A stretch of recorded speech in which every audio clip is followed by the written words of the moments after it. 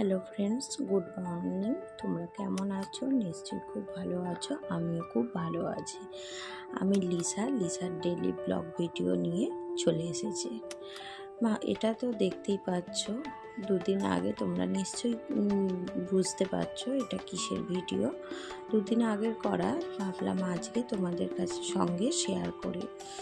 তো এখনো হচ্ছে রান্না পুজোর খাওয়া পান্তা, যাকে বলে ভাতটা মানে জল ঢেলে রেখে দেওয়া হয়, পান্তা করা হয়। সেই পান্তা আমি বেশি জল নিইনি, তো অল্প জল নিয়ে প্রথমে তো পান্তা ভাত নুন না দিলে কি হয়, নুন দিয়ে আমি ডালটা খেলাম, সবই চিচিঙে ভাজাও খেলাম।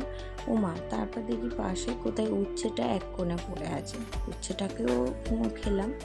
তো ওদিকে দুরকম মাছের ঝাল, পোনা মাছ, ইলিশ মাছ, এদিকে আবার বাটা মাছ ভাজা। তো সব রকমই খেলাম অল্প অল্প করে। আর নারকেল ভাজা তো সবারই প্রিয়, আমার ছেলের তো সব থেকে প্রিয়। আমার ছেলে নারকেল ভাজা এমনকি বাড়িতে নিয়েও এসেছে, বলছে নারকেল ভাজা আমি বাড়ি নিয়ে যাবো, আমাকে দিতে হবে। ভালো কথা, নিয়েও এসেছে। আমার ছেলে কিন্তু কলা পাতায় ভাত খেয়েছে। আর সত্যি এই ভাত যদি কলা পাতায় খাওয়া হয় না, স্বাদ যেন দ্বিগুণ বেড়ে যায়। পান্তা ভাত ঘরেও বানিয়ে রাখলে এই রকম স্বাদ পাওয়া যায় না। মানে ওই পান্তায় কী আছে জানি না, অন্যরকম স্বাদ।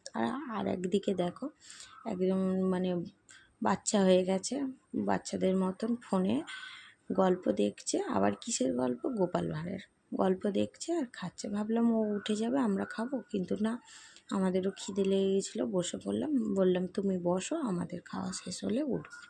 অত রকম মাছ, আবার পুঁই শাক, সব কিছুই রয়েছে। আবার চাটনিও ছিল, চালতা দিয়ে চিংড়ি মাছ দিয়ে চাটনি। তোমরা কে কে কলা পাতায় ভাত খেতে পছন্দ করো, আর কে কে কী খেয়েছো অবশ্যই জানাবে। আমার ভিডিওটা ভালো লাগলে লাইক, কমেন্ট, শেয়ার করে দেবে। ধন্যবাদ। আজকের মতো এটুকুনি, আবার দেখা।